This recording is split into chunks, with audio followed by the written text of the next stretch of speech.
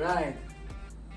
Okay. Good morning, everyone. Welcome back to our Missions Connect podcast, brought to you by Indochina Missions Network. And we're back today, and it's November 26, 2025. A few more weeks, and 2025 is over. And today is a special day because we have a handsome visitor. Not visitor. Guest. But he's part of Indochina Missions Network, and he's from Lighthouse Christian Assembly in Tacmao area. It's still part of Phnom Penh? Tacmao is the capital of Kandal province. Oh, okay, it's part of Kandal already. Next province from Phnom Penh. And it's Lucro Melbert Fajarito from the Philippines and from Tacmao. Thank you. Welcome. In grafting.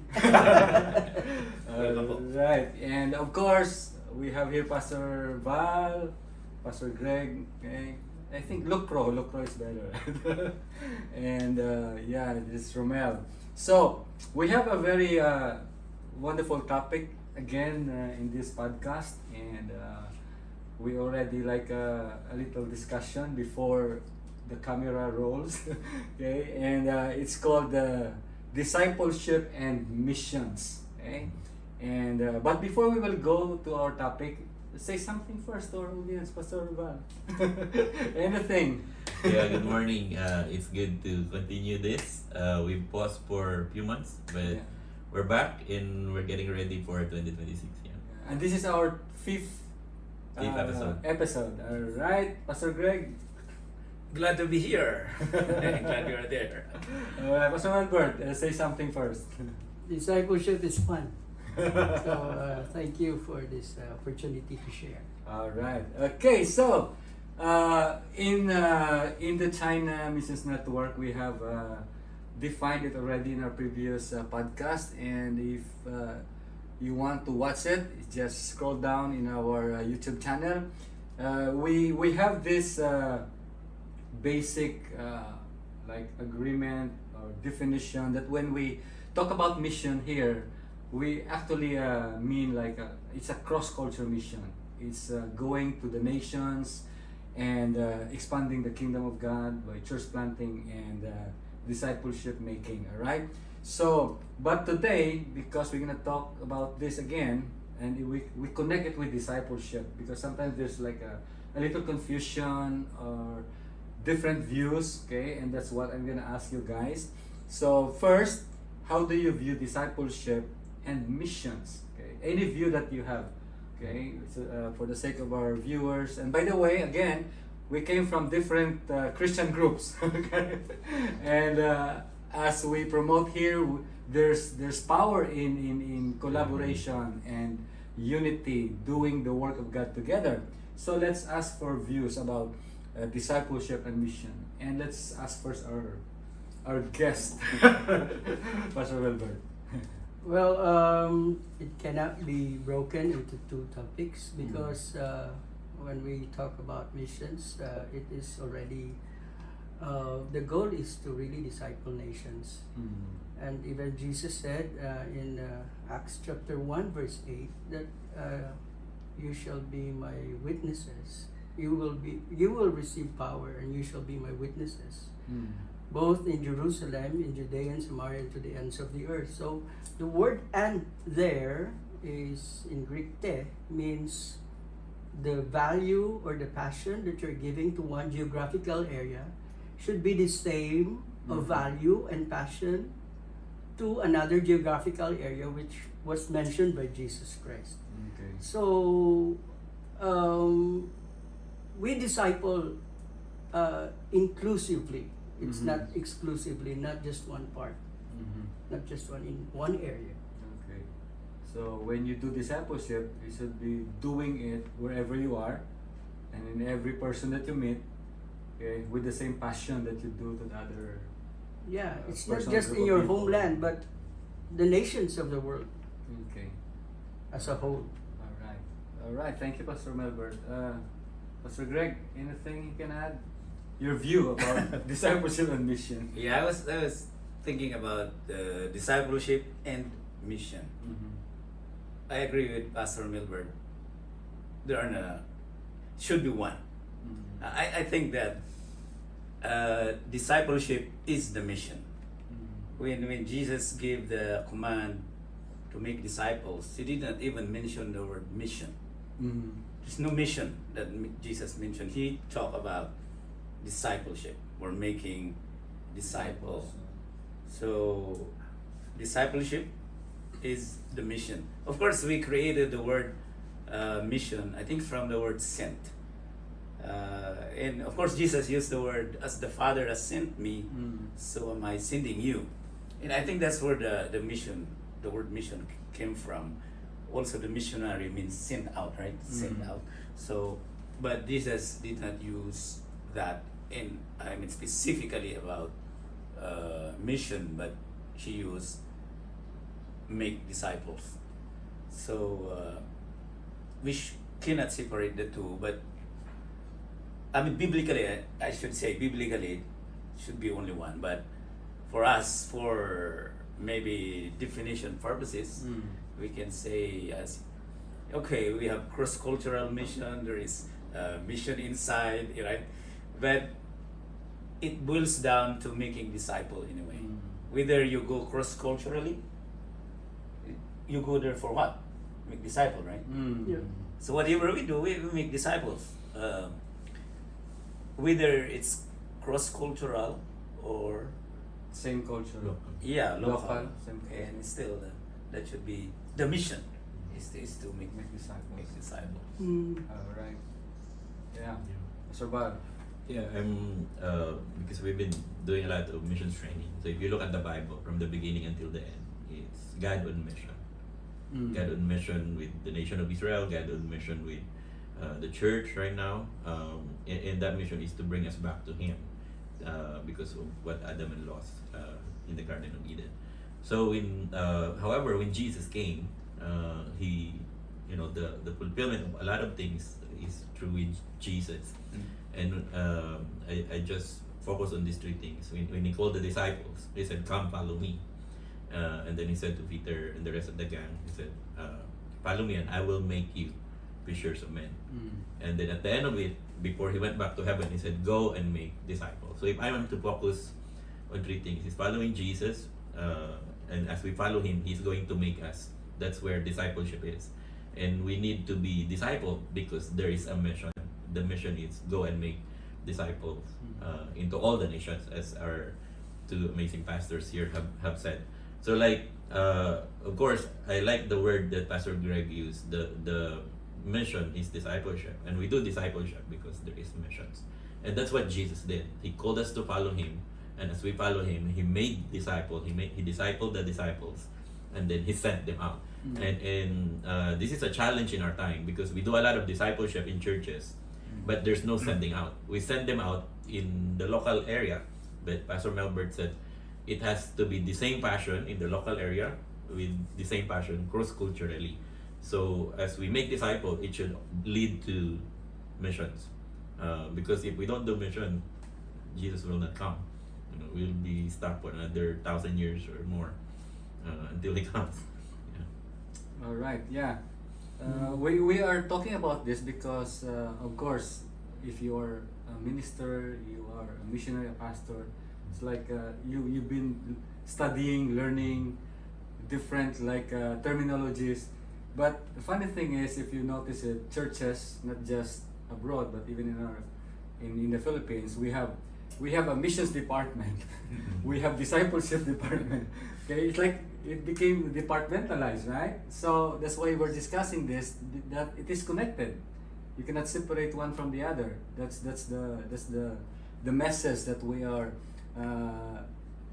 telling our audience here, that when we say we're making disciples, which we've heard that a lot of time and being emphasized in churches nowadays, you cannot detach the making disciples to doing missions, okay, especially reaching to the other people group, okay, cross culture, okay.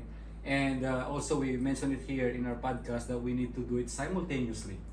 Okay, the Acts 1:8 says that you will be my witnesses in Jerusalem, Judea, Samaria to the ends of the earth. Other people are thinking, oh, we have to finish first Jerusalem before we go to the next. No. Okay, it's like as you go, we do it simultaneously, because there are people who are called to be here. There are people who are called to go there. Okay, so that's our mission. And as you guys have mentioned, when we do mission simultaneously, of course, we're also doing discipleship.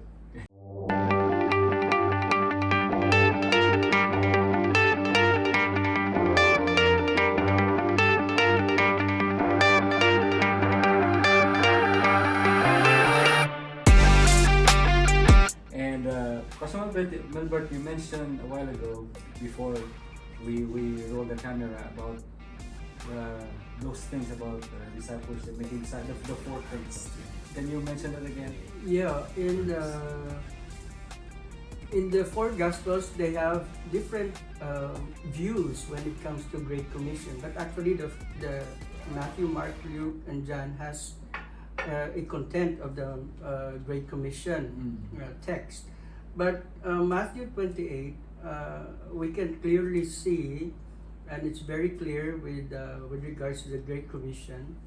It has mentioned 4 verbs in that passage from 19 verses 19 up to 20. Okay. The verbs there are make disciples, go, make disciples, baptizing, and teaching. But the most imperative in the 4 verbs that we can see in Matthew 28, 19 to 20 is the word make disciples. The 3 participles there, participles mean these are helping verbs to help the goal of the making the goal of the Great Commission. So the going, the baptizing, and teaching are the 3 participles that should help achieve the main goal of the Great Commission, which is making disciples. Right. It's beautiful. Beautiful, right? Okay. So we should not confuse it, or let's do one thing first and then do the next thing first, but it's really connected to each other. All those things that the Lord mentioned in Matthew 28 will really contribute in the making disciples, okay? The end goal. And when we do the making disciples, actually we are fulfilling the Great Commission and God's mission to us, okay? So I think we are on the same page now, okay? And that's a wonderful view. So guys, if you have also your views, okay, about these things that we're talking about here, about discipleship and mission, please do share your comments, okay? Leave your comments there. We're gonna read it, we're gonna reply to you, and we appreciate it if you will comment and participate. And thank you so much for that. All right, so this is gonna be fun. Discipleship is fun, according to Pastor Melbert. Second question, okay, that we're gonna tackle today is the question that says, why should discipleship geared towards mission? Okay, why should discipleship geared towards mission? Pastor Bal, you answer first. Yeah. First and foremost, Jesus modeled it. He talks about, as I mentioned earlier, he called the disciples to follow him, and then he said to them, I will make you. And then he discipled them for 3.5 years. He modeled it to them. He teach them. He baptized. They helped him baptize. And then, they went from village to village and preaching the gospel. But in the whole process, he is discipling them. His focus is just the 12. It's not the multitudes. It's not a lot of people who followed him. It's just the 12. So he modeled it to them. And in the teachings of Paul in Ephesians, he said God gave some to be apostles, prophets, teachers, evangelists. For what purpose? He said to equip God's people for the work of ministry. A lot of the things that are going now it's the pastors who are doing all the job, which is Jesus never intended it that way. He wants us to make disciples, and Paul captured that. So he taught the disciples in his time. He equipped them, and they are the ones who did the ministry. And if you read the book of Acts, the Bible says that the gospel spread in all regions of Asia, not because of Paul, but because of those he discipled. So they went out and brought whatever they hear. So this is crucial because if it's not geared towards missions, then they were not really making disciples. We're just making converts. They will just sit on church Sundays after Sundays, receiving the word of God, yet they are not going. So that's why Jesus emphasized, you have to go. That's why he said, follow me. There is the verb there to leave wherever you are and follow him. And as we follow him, the disciples us, but it did not stop there. They did not have like 10 years Jesus Christ Ministries International, and then they have fellowship for 10 years, 20 years. But after 3.5 years, after the cross, he went to heaven. He said to them, you have to go. Now this is your time to go. So it's important that we understand that.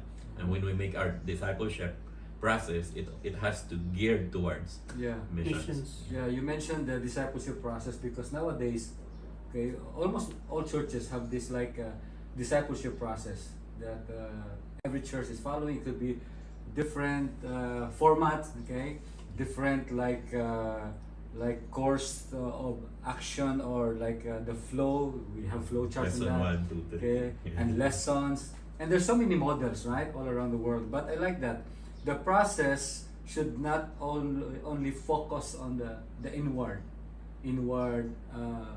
like equipping or inward teaching and developing of a person, growing the individual, okay?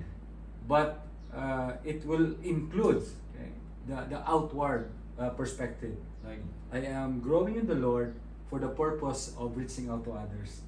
Okay, so that's, I think, what we're talking about. Discipleship should geared towards mission, because so many so-called discipleship program, okay, if you look at it like Pastor what Pastor Bal mentioned, like the word fellowship, okay, among brethren. Okay, have you noticed that there are a lot of people, we are, including us probably, we are comfortable with the same people that we believe the same thing, okay?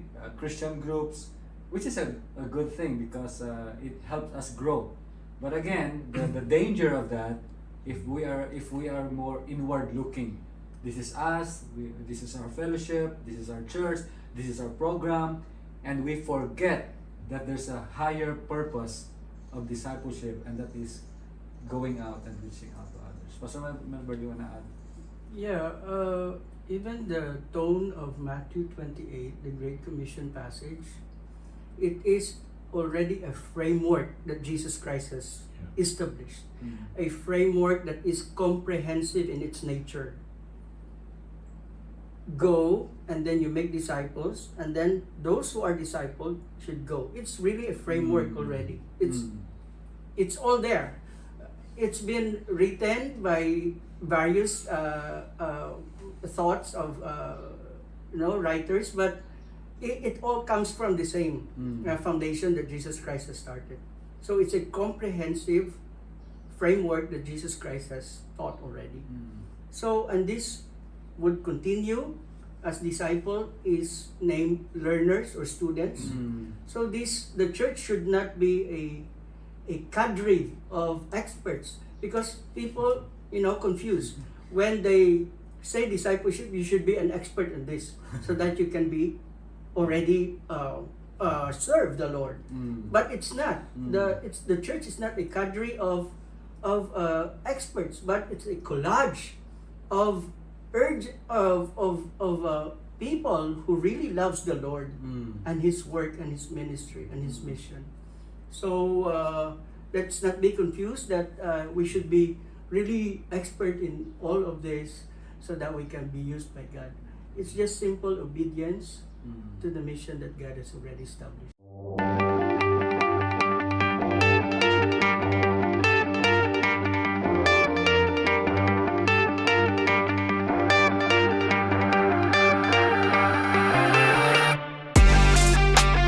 That's a good point, Pastor Milton. There's a saying that you cannot give what you don't have. You can only give what you have, right? So in the same manner, there are a lot of people that maybe the Lord cannot use me yet because they feel inadequate, they feel that they lack something, just like what you said, do you need to be a master of something to be used by the Lord to reach out to others? No. As you grow in the Lord, just like what you said, it's like it's there already, okay? You receive the Lord, you learn, you are being discipled, and you disciple others, and so on and so forth. And I think that's a beautiful picture of discipleship gearing toward mission. All right, Pastor Greg, anything you wanna add? Yeah, so when we say discipleship, it's the process of like equipping, training, and teaching believers. Is that correct? Yeah, partly. Yeah, of Yeah. course. Yeah. So, as what you said earlier, I think that in many churches I observed, including mine, we have discipleship devoid of disciple making. Meaning, we are just growing, like teaching, learning a lot, but we are not making other disciples. disciples. So now I understand why we say, or you say, discipleship should gear toward mission. Because if we just keep growing, like doing the inreach but no outreach, and then we have discipleship without disciple making or making disciples. Of course, another word would be evangelism. That's part of the making disciple anyway. But Yeah. All right. Any more? Can I add? Yeah, Pastor for Romel? sure. Disciple is a learner, a student, or an apprentice. Mm. So we they really highlight on really growing and reaching others, but also there's this very important component that we should not forget, that we make sure that they will follow Jesus Christ for the rest of their lives, teaching them to obey. So to really connect them to Jesus, and the DNA of Jesus Christ is in them, and they will eventually be fruitful and multiply. So Jesus is really the main focus of discipleship. yeah. All right. Good. So wonderful. If I may add, our pastor, Pastor Paul, always give us this simple illustration. Discipleship is like, first and foremost, we be with Jesus. The disciples in the book of Acts, they were recognized as people who were uneducated, who were ordinary, yet they had been with Jesus. So as disciples, when we make disciples, or even us, the call is to be with Jesus. So our prayer life, worship, our intimacy with God is very important. Because in that process, discipleship can happen when we are with Jesus. So if we be with Jesus, the next is to become like Jesus. And that's the goal of discipleship. That's why Christians, they call us Christians, right? I am nothing without Christ. So the goal is Christ likeness. To become like Christ, we need to be with Him, and in being with Him, we get to be discipled. So the goal of every discipler should be to form Christ likeness within every believer. And it is impossible to become like Christ if we don't do what Jesus did. So being with Jesus should lead to becoming like Jesus, and the goal is to do what Jesus did. And that's why He said go. That's why He sent the disciples out. So with those three illustrations, I think that simplifies. All right. Wow. Thank you for that. And have you remembered that when we were new in the Lord, the zeal that we had in reaching out to others? I really remember when I was like very, very new. I received the Lord when I was 16-year-old in the campus ministry. The first thing I did when I went home, find a Bible, share to everybody in the house, being persecuted because they were surprised, they were shocked that you're talking differently and like you're so passionate to share the gospel, even if you don't understand it fully yet. All about discipleship, mission, Christianity. It's like what you said, it's a DNA.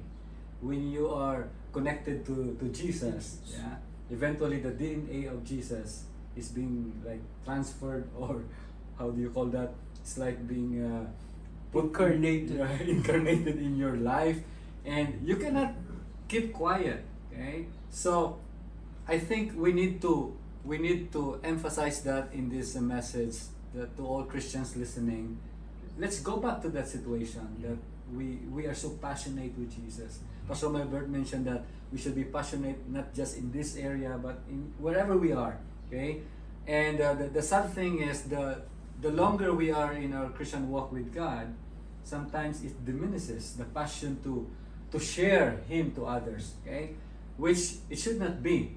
Okay, so I think it's a challenge for all of us to go back to that and to remember that, to ignite the flame again of reaching out. Okay? It's our mission. We cannot keep quiet. We cannot stay silent. Okay? And even if it takes like you will be misunderstood, persecuted, whatsoever, but you let your light shine to others, and so that the mission of the Lord will continue.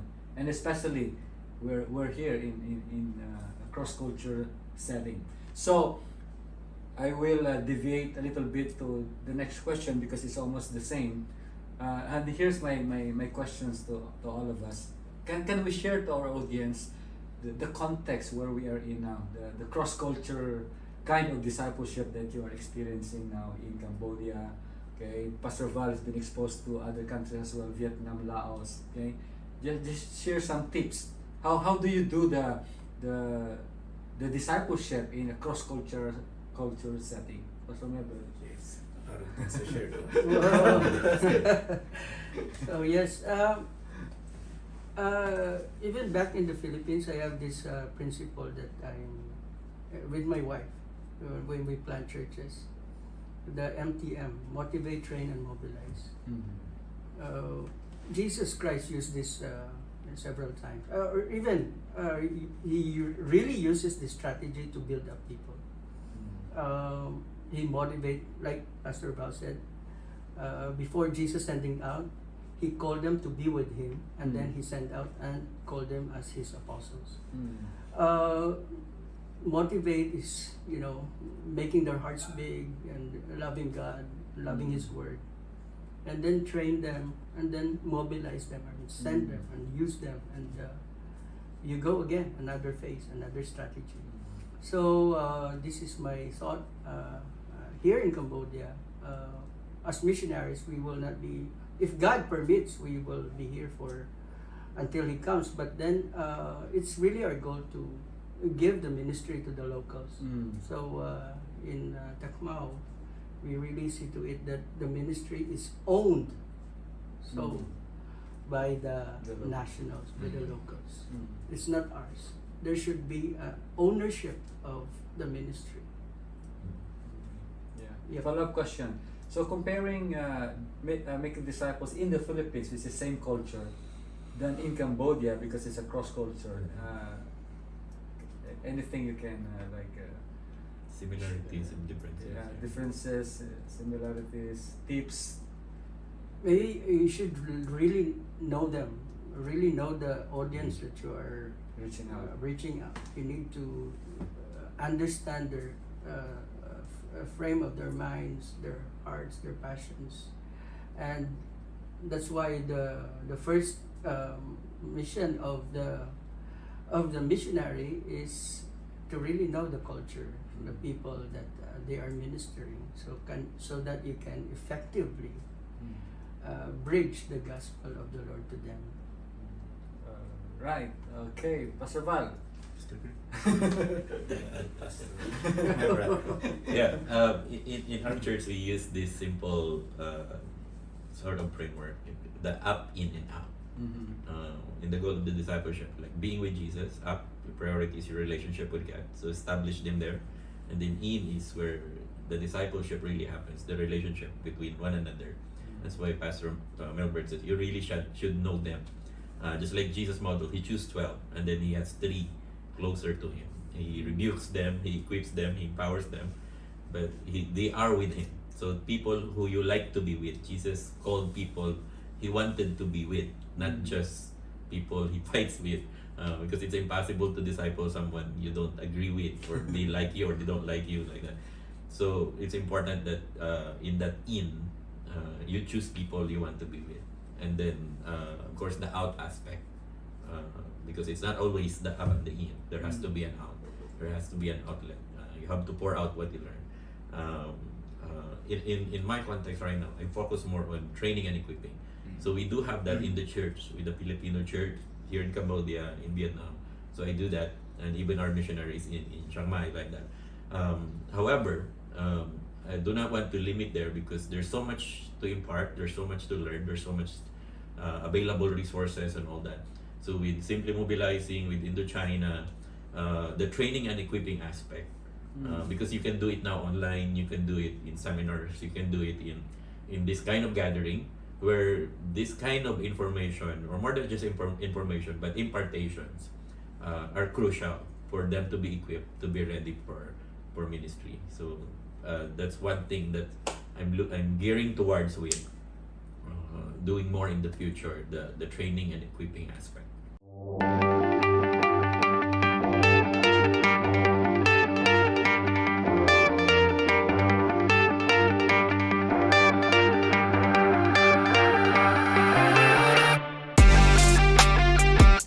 Alright, okay, Pastor Greg, share your experiences here in Cambodia. You've been here discipling a lot of locals already. I'm thinking of something else. Yeah, anything you want to share. No, I was just thinking about, as I was listening about the sharing of the gospel. Since we are talking about the discipleship and mission, and then I'm just reflecting about the sharing of the gospel, and also those people who say, I just show the message of the gospel by my life, right? Instead of sharing. So I think that would be a good topic next time. Okay. But to your question, I think they have enough. So next time I will share. That's good enough for To be for the continued. audience. Yeah, to be continued. It's always like that. Next time, because he knew there will be another episode, right? Yeah, and also I want to share about like in my ministerial life for many years, even back in the Philippines and here, the perspective, like Pastor Melbert, we're not here like forever. Yeah. So even at the start of doing the ministry, either it's a church planting or making disciple of just one person, we use this principle also, that teach me, show me, and let me principle. You teach the person, just like what Jesus said, go and teach them everything I have commanded you. It's a long process, right? Everything, okay? Old and New Testament, right? And but again, I think I don't know if it was mentioned a while ago, but discipleship is more than a program. Of course. It's more than like lessons. It's a lifestyle, right? We spend our lives with the people that we disciple, and we teach them the whole counsel of God, as long as we can do it, okay? And as the Lord permits and the time permits, little by little, okay? Precept by precept, and you're there with them. So you teach them, and then you show them, you model to them the ministry, how we do it. So regardless of the culture, regardless of the country, it's still the same. People are people. And just like that, what Pastor Melvin said, you just learn and discover how their mind works, the framework, the worldview, and much better, the two of you guys, you learn the language, okay? That's another level of doing mission. And after showing them how to do it, let them do it, okay? So we model to them, and then don't hesitate to let them go, or like launch them into doing the ministry. Don't be afraid that they might fail or they might not do it correctly. No. Or they will be much more better than you. Yeah. Improvement of the race of disciples. Yeah. So I think because of age, Pastor Melbert, that we're thinking, they said if you, Pastor Bal is smiling again, he might say, oh, you are the older one, not us. But I think we reach in a level of our life, that you're thinking of the next generation. You're thinking of not just what you can do today, but what can you leave behind, right? To your disciples, to our family, even to our kids or children. So we have this thought that we have to teach them, model to them Christianity, okay, and let them do it. Let them live a life, okay, of a follower of Christ. And what is that? Doing mission, okay, making disciples. And we all have children, and of course the success or the joy of parents is to see their children being successful. And being successful in a Christian context is not just getting a lot of money and doing this, doing that, but serving the Lord, doing the will of the Lord and the missions of the Lord. So I think that's all for now. Okay, we will see each other in episode 7. And guys, watch out for Pastor Wilbert. I will have a one-on-one interview with him on the next on the next session. All right, we want to know more about Pastor Melbert and how the Lord called him here in Cambodia, and his ministry here. And we believe somehow, some way, someone in the world may be touched by the Lord to support and bless these ministries here in Cambodia and beyond, in Indochina. Okay, so thank you so much. Can I share? Yeah, one? go ahead. No, I We're just waiting for you. Although this is in the context of the Bible school, but the pastors we disciple and train since we came, who are church planters now and have growing churches better than their teacher. I think that's a good that's thing, a good thing. So if we can reproduce ourselves that way in the mission, that's Yeah. good. And a side story, I saw your post last night about your mentor who died a few years ago, right? And that's a good thing, that somebody is being affected by your life, okay? And even if you're gone, the mission continues, right? The impact that you have left behind to even to one person, okay? Better to many, of course. So that's I think a good illustration of making disciples and mission, and a good conclusion of our topic today. So thank you so much. Parting words. Let's make this like a challenge our audience, okay, Pastor Val? Yeah, so thank you for tuning in. Please continue to tune in for next episodes. Subscribe. Subscribe and like and share. And if any of you would like to explore missions opportunities for Indochina, reach out to us. We can help facilitate either short-term exposure or long-term. Or any of you would like to have trainings on missional church or anything about that concerns about missions or even discipleship, you can reach out to us and we can make some arrangement for that kind of thing. Thank you. Pastor Melbert's ministry here is growing. Maybe you need to challenge people, audience from around the world, okay, to come over and visit you. Well, as I also teach my students in the Bible school, and even those whom we are training to be new missionaries in the field, I always tell them that sometimes it's very fearful for them to really to accept the demands and the cost of really going cross-cultural. But by experience, God is faithful, and I told them that the place of your calling will be the place of your provision. Wow. So nice. I always tell them that. So we don't fear. God is the one who called us, and He is faithful in all things. Wonderful. Yeah. Pastor Greg, parting words. I believe God is speaking to you and be part of mission, whether the going or the sending of support to other missionaries, praying. God is speaking to you. All right. Okay. So thank you so much, Pastor Val. Thank you, Pastor Greg, and to our guest. That will not be a guest anymore. Yeah, he's a part of this. He's part of the Of the Indochina mi- Network Missions the Network.